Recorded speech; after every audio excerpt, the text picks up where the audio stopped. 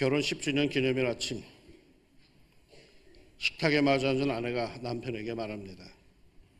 여보, 오늘이 무슨 날인지 알아요? 그러나 남편은 감도 못 잡습니다. 그래서 아내가 다시 말합니다. 당신, 우리가 이 똑같은 자리에 무려 10년 동안이나 같이 앉아 있었다는 걸 알아요? 이렇게 힌트를 주는데도 남편은 아내를 쳐다보며 그랬답니다. 그래서 이사를 가자는 얘기요? 아니면 자리를 바꿔 앉자는 얘기요? 이런 남편을 간 큰 남자라고 합니다. 오늘이 무슨 날인지 아십니까? 우리 교회 생일입니다. 몇 번째 생일? 와, 엄청나네. 113. 113년 전 이 왕십리에 구원의 빛을 비추신 우리 하나님의 은혜를 찬양합니다. 아멘. 할렐루야. 아멘. 며칠 전에 영국 규제 외교관으로 있다가 탈북한 태영호 공사의 간증 내용을 제가 이메일로 받았습니다. 그 내용 중을 읽다 보니까 놀라운 것이 있었습니다. 북한은 1960년대까지 우리 남한보다 훨씬 더 잘 살았죠. 그런데 차차 남한이 더 잘 살게 되자 남한의 교회와 목사님들이 앞장서서 통일운동을 진행합니다. 그것을 보고 당시 북한의 지도자인 김일성은 남한의 교회와 목사들을 이용하려고 했지만은 그때까지 북한에는 교회가 하나도 없었습니다. 왜냐하면 공산당은 교회를 모조리 파괴하였고 믿는 사람들 모두 다 숙청하였기에 공식적으로 북한 땅에 교회와 성도들은 한 명도 없었습니다. 그래서 김일성은 고민합니다. 북한 남쪽의 교회와 목사들을 좀 이용하려니까 뭐가 있어야 되겠는데 고민하다가 보여주기식의 가짜 교회를 급조해냅니다. 그것이 바로 봉수교회였습니다. 봉수교회 교인들은 그럼 어디서 왔느냐? 평양에서 가장 성분이 좋은 공산주의로 무장한 간부 부인들로서 약 200명을 선발해서 임명을 했답니다. 그런데 임명받은 이 가짜 교인들은 교회에 오는 것을 몹시 싫어했답니다. 온갖 핑계를 대며 결석을 합니다. 그러자 궁여지책으로 만든 것이 출석부였답니다. 출석하지 않으면 당과 수령님에 대한 충성심이 부족하다 해서 자아 비판까지 시키곤 했답니다.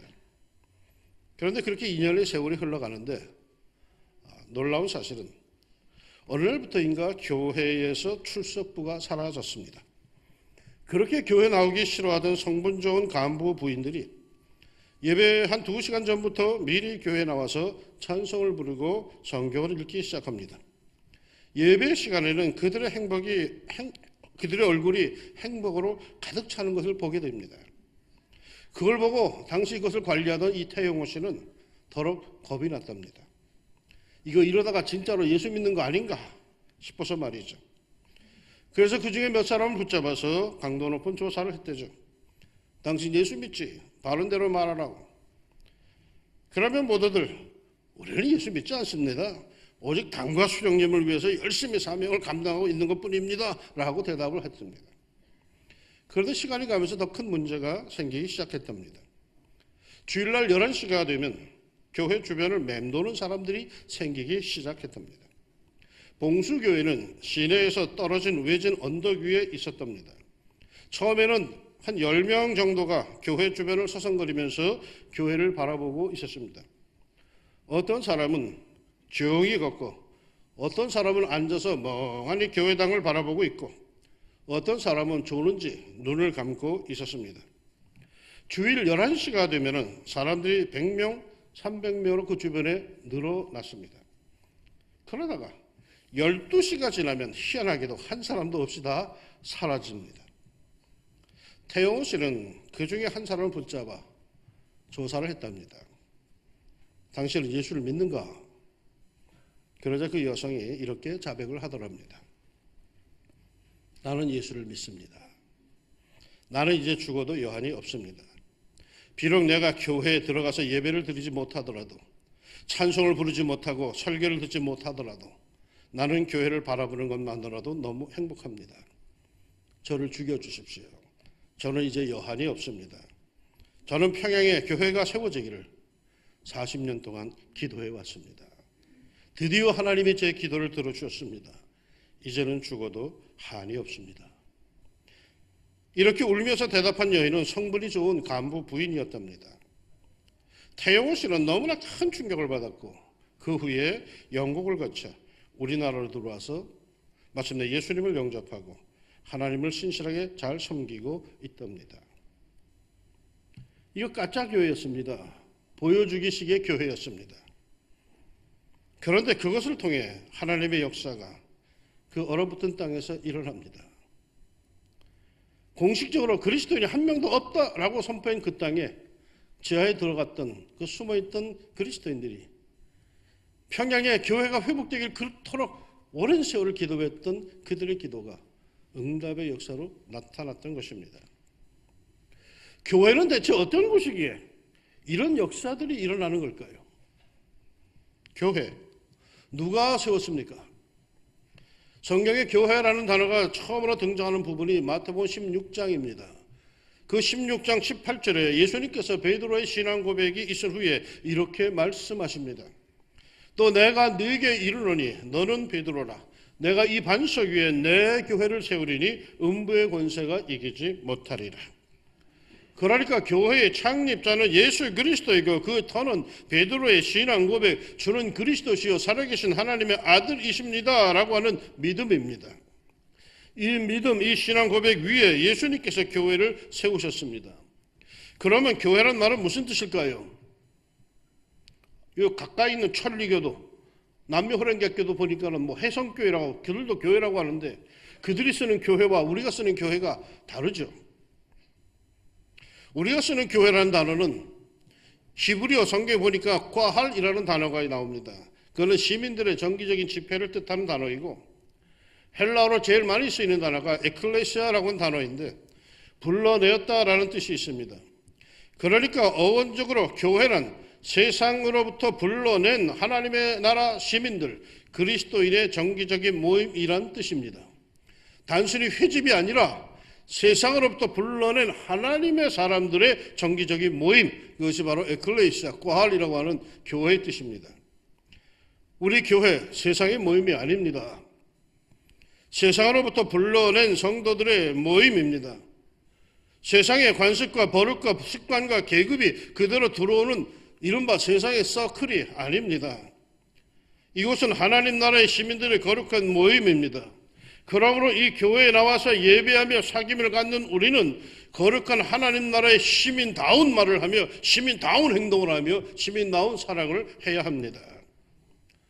제가 우리 교회 부임하기 직전에 목동에서 섬기던 한 교회는 한 가정과 어느 직장이 중심이 되어 시작된 교회였는데 그 교회에서 목회하며 유난히 어려웠던 것이 있었습니다.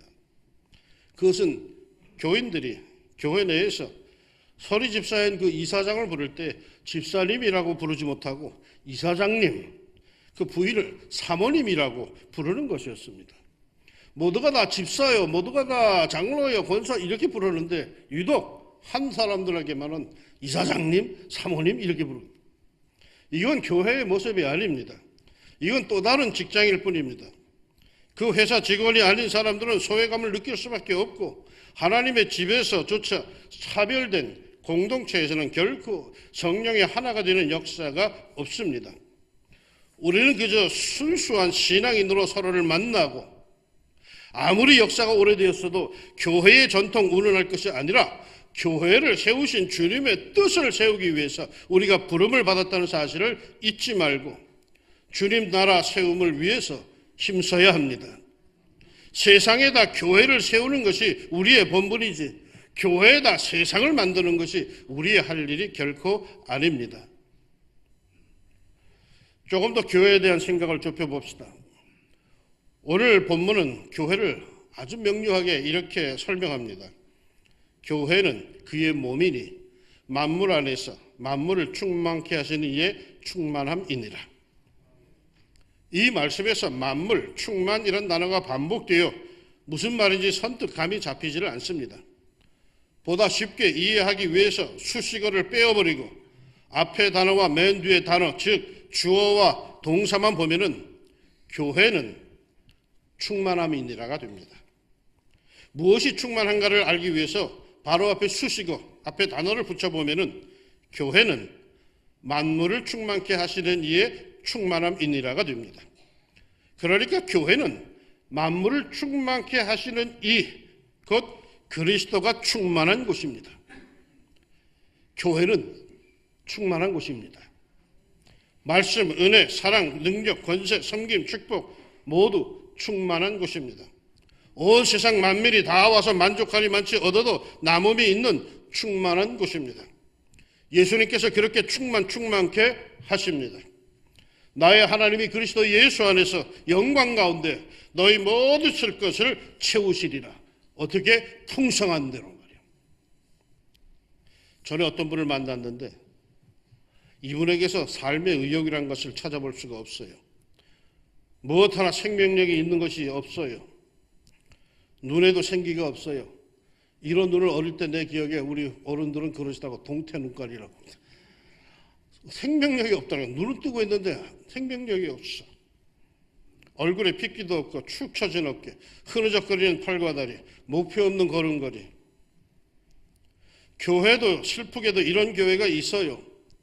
목표도 없고 의욕도 없고 예배에 감격도 없고 새로운 식구가 들어오면 오나보다 가면 가나보다 누구 하나 관심을 가지려고 하지 않는 그런 무의미하고 기계적인 교회들이 있어요.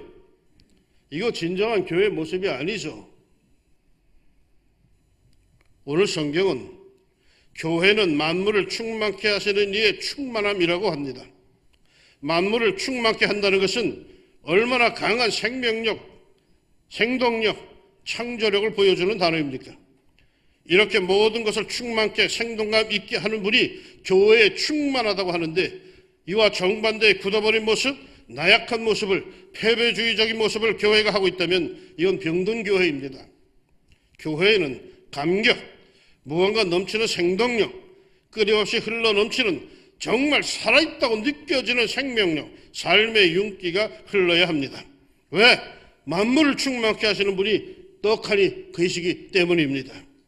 우리 교회, 크지 않은 교회이지만 이 만물을 충만케 하시는 그리스도의 뜻과 사랑과 생명과 창조성과 능력과 파워가 충만한 그러한 교회인 줄로 믿습니다.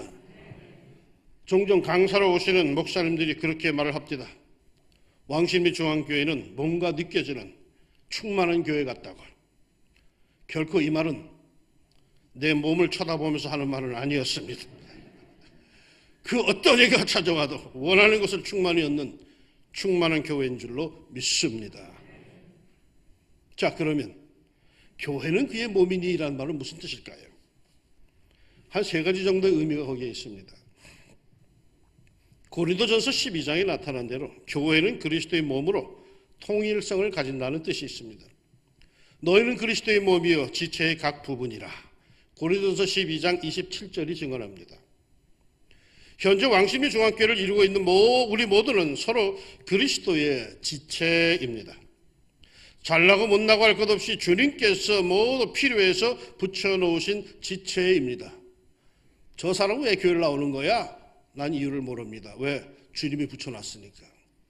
아, 저 사람은 왜 우리 교회에 맞지도 않는데? 모릅니다. 왜? 주님이 필요하니까. 내가 필요한 게 아닙니다. 주님이 필요하니까. 몸은 지체들로 이루어진다는 사실을 우리는 다 알고 있죠. 그러므로 교회가 강건하려면요, 그 지체인 우리 각자가 여러분 강건해야 합니다. 기도할 때 늘 입버릇처럼 말하는 성령 충만한 교회가 되게 해주십시오. 사랑 충만한 교회, 정의로운 교회가 되게 해주십시오. 라고 기도하는데 정말 그렇게 되려면은 지체인 우리 각자가 성령이 충만하고 사랑이 충만하며 정의로워야 합니다. 자신은 충만하지 않고 자신은 사랑하지 않고 자신은 희생하지 않고 자신은 봉사하지 않고 자신은 늘 뒷거래하는 불의한 삶을 살면서 교회가 정의로워지고 교회가 뭐 사랑이 어쩌고저쩌고 하는 건 이게 말도 안 되는 얘기죠. 남이 수고해서 그런 교회가 되면은 자신도 덕 좀 보려는 생각은 이건 잘못된 생각이죠. 먼저 지체가 그렇게 되어야 그 지체들의 집합체 교회는 그렇게 되는 겁니다. 아울러 지체인 우리는 서로 무심할 수가 없어요. 서로 우리가 떨어져 살지만 서로 다 하는 일이 다르지만은 우리는 서로 하나로 연결되어 있습니다. 원바디입니다. 그래서 무관심할 수가 없고 그럴 수도 없어요. 다른 모든 부분이 건강해도 그 사소한 발가락이 다치면 온몸이 쩌릿하지 않습니까? 내 몸의 모든 장기가 다 건강하게 활발하게 움직이는데 나는 아무짝에도 쓸모가 없어. 나 같은 것은 쓸모없으니 죽어야 해 하면서 맹장이 말이요 좌절하고 썩어 들어간다면 여러분 모든 부위가 위험해집니다. 우리 교회에 불필요한 사람이 있을까요? 없습니다. 다 주님께서 필요해서 부르신 겁니다. 여러분 지발로 걸어왔다고 하지만 아닙니다. 성경은 성령의 감동이 여러분에게 있기에 여러분이 교회를 나오게 된 겁니다.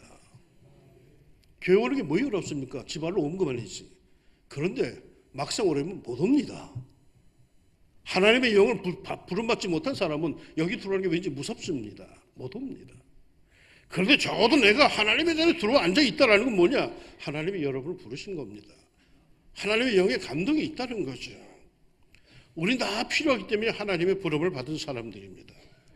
우린 모두 필요한 사람들입니다. 없어지면 모두가 그리워하는 지체입니다.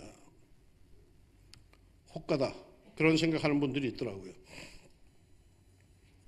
목사님이 나를 알까? 제가요 다 압니다. 출석부 안 봐도 다 압니다. 여기 서서 예배 드리면서 찬송하면서 쭉 보면 다 압니다.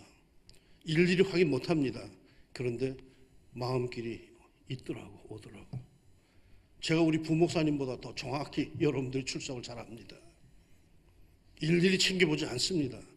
느낌이 옵니다. 왜? 지체이기 때문에. 내 몸이기 때문에. 얼굴이 어두운 사람 내 마음이 아파. 저 무슨 일이 있구나. 고개 못 드는 사람 마음이 아파. 뭔지 모르겠지만 기도거리가 생겼고 주님께서 우리를 하나로 묶어주신 줄로 압니다. 서로 관심 갖고 서로 기도해 주면서 함께 주님의 몸을 이루어나갈 수 있기를 소망합니다. 둘째로 교회는 그의 몸이니 하는 말씀은 교회는 그리스도의 뜻에 순종해야 함을 말하는 겁니다. 에베소서 1장 22절에 또 만물을 그 발 아래 복종하게 하시고 그를 만물 위에 교회의 머리로 주셨느니라. 몸에는 반드시 머리가 있고 몸은 머리의 지시를 받아야 합니다. 이 교회의 머리가 목사가 아니에요. 그리스도예요. 그래서 예수 그리스도를 최고 통치자로 모시고 그의 말씀에 절대 순종하는 그런 교회가 우리는 되어야 합니다. 예수 그리스도의 권위 외에는 어떠한 인간의 권위도 어떤 형태의 권력도 배격하는 그런 교회가 되어야 함을 말합니다. 인간의 잡음이 교회의 회중을 움직이고 불평과 불만의 소리가 그야말로 음부의 세력이 교회에 영향을 미칠 때 여러분 그 교회는 발전하지 못하며 하나님과 세상으로부터 마침내 버림받는 비극을 면할 수 없습니다. 그리스도를 교회의 주인으로 머리로 최고의 통치자로 모시지 않은 탓이겠죠. 모든 교회의 구성원은 그리스도의 권세 앞에 자신을 복종, 예속시켜야 합니다. 자신의 권위, 자신의 욕망이 십자가 앞에 내던져질 때에만 그리스도께서 교회의 머리가 되시고 충만한 복이 그 모든 지체에 임합니다. 우리는 말이죠. 더욱더 그리스도의 말씀에 순종해야 합니다. 아무리 내가 열을 내고 말을 하다가도 누군가가 주님의 뜻은 이거 아닙니까? 성경을 갖고 들린다면 나는 후퇴해야 되는 겁니다. 끝까지 자존심을 내세우는 게 아닙니다. 전에 어떤 집사님이 너를 찾아와서 누군가를 막 고발을 합니다. 그 집사님의 입장에서 이야기를 들어보니까 그럴 수 있다는 생각이 들어요. 그렇지만 그렇다고 해서 그 집사님이 옳다고 하면서 그분을 함께 막 정죄할 수는 없는 일 아니겠습니까? 그래서 이야기를 다 듣고 그랬습니다.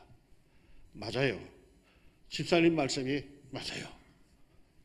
그런데 그렇다고 해서 그분을 미워하고 정죄한다면 예수님의 말씀, 서로 사랑하라, 내가 너희를 사랑한 것 같이 너희도 서로 사랑하라 하는 이 말씀은 어떻게 되는 겁니까? 그렇습니다, 여러분. 내 생각, 내 고집, 내 견해가 오를지도 모릅니다. 그러나 그렇다고 해서 일방적으로 나아간다면 예수님의 사랑은, 예수님의 말씀은, 예수님의 심장은 어떻게 되는 겁니까? 예수님처럼 생각하고 예수님처럼 판단하고 예수님처럼 행동해야 하는 우리들 아닙니까? 자신의 생각에 순종하지 말고 예수님의 생각에 순종합시다. 자신의 견해에 순종하지 말고 예수님의 말씀에 순종합시다. 그게 참 교회의 모습, 예수님의 권위를 존중하는 진실된 교회의 모습인 줄로 믿습니다. 마지막으로 교회는 그리스도의 몸이라고 하는 말은 교회는 그리스도께서 보호하고 계심을 말하는 것입니다. 에베소 5장 25절에 남편들아 아내 사랑하기를 그리스도께서 교회를 사랑하시고 그 교회를 위하여 자신을 주신같이 하라. 주님께서는 교회를 어느 정도로 사랑하시는가 하면 교회를 위하여 자신을 주셨답니다. 즉 교회를 위해 죽으셨답니다. 그 정도로 사랑하신답니다. 교회의 역사를 보면은 그리스도께서 교회의 아픔을 함께 아파하시고 치료하시며 도와주시고 격려하시고 인도하셨음을 볼 수 있습니다. 우리가 괴로움을 당할 때 가장 괴로움을 당하는 이는 그리스도이십니다. 왜? 자신의 몸이기 때문이죠. 그러게 당신의 몸인 교회를 보호하시고 지키시며 사랑하십니다. 여러분 자신이 정말 교회의 지체를 이루고 있다면 마음을 놓으세요. 주님께서 여러분을 사랑하시고 지키시고 보호하십니다. 시편 18편 8절에 나를 눈동자같이 지키시고 나를 가장 소중하게 살피신다는 거 아니겠습니까? 자신이 당하고 있는 아픔 주님께서 모르실 것이라고 생각이 되십니까? 아닙니다. 우리의 문제 주님께서 모르시는 바가 아닙니다. 아십니다. 교회와 교회를 이루는 성도들의 아픔을 다 아십니다. 그리고 감싸 주십니다. 이 보호하심이 우리에게 있습니다. 그러게 우리는 그의 몸입니다. 왕십리 중앙교회는 그의 몸이니 이 교회는 그리스도의 몸입니다.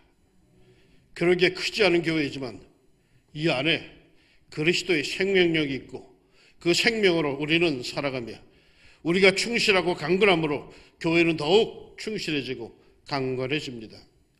그뿐 아니라 왕십리 중앙교회는 머리가 되시는 그리스도의 뜻에 순종하고 행하는 유기체이고 그리스도께서 보호하시고 살피시고 사랑하시며 인도하시는 교회입니다. 그러게 왕십리 중앙교회는 예수님의 몸입니다. 만물을 충만케 하시는 그 예수님의 충만함이 때마다 일마다 예배하는 왕중가족 여러분에게 더욱더 충만하기를 예수님의 이름으로 축원합니다. 기도합시다. 사랑하는 주님, 113년의 세월을 왕십리 중앙교회 허락하심을 감사합니다. 113년의 역사를 돌아보면 우리 한국 역사에서 힘들고 지친 일들이 얼마나 많았는지, 격동과 변동이 얼마나 많았는지 참으로 고달픈 세월이었습니다. 그럼에도 오늘까지 교회가 견딜 수 있었던 것은 왕십리 중앙교회는 사람들의 모임 서클이 아니라 하나님의 교회이기에 예수 그리스도의 몸이기에 오늘까지 지탱해 온 줄로 압니다. 하나님, 어렵다 힘들다는 그 시절에도 이 교회나마 눈물로 기도하며 부르짖는 성도들, 저들의 심령을 충만케 채워주시고 다시금 세상에 나가서 용기 있게 살 수 있도록 격려해 주셨던 것을 감사합니다. 이제 우리가 그들의 후손이 되어서 이 역사를 이어가고자 합니다. 주님, 부족한 사람들 주의 전에 나와서 충만히 채워지는 은혜의 역사가 있게 하여 주시옵소서. 교회에 나올 땐 빈손으로 들고 나왔지만 그러나 주님께 나와 예배하는 가운데 그리스도의 풍성함이 저들에게 채워지게 하여 주시자. 다시 한번 세상에 나가 힘있게 살게 하여 주시고 그 뜻을 이룰 수 있는 역사가 있게 하여 주시옵소서. 세상의 사람들이, 친구들이 이해하지 못하는 그 생명력이 하나님 우리에게 있게 하여 주시자. 많은 사람들이 우리에게 비결이 뭐냐고 물어올 수 있는 참된 전도의 역사가 있게 하여 주시옵소서. 우리는 교회의 몸, 지체입니다. 서로에게 관심 갖게 하여 주시고, 서로를 끌어안게 하시고, 서로를 축복하게 하시고, 기도하는 가운데 이 험한 세상을 우리가 서로 하나가 되어서 같이 이루어 나갈 수 있게 하여 주시옵소서. 주님, 왕십리 조항교회는 주님의 몸입니다. 죄를 기억하시고 지체 하나하나에 주님의 생명과 축복을 듬뿍 허락하여 주옵소서. 예수님의 이름으로 기도합니다. 아멘.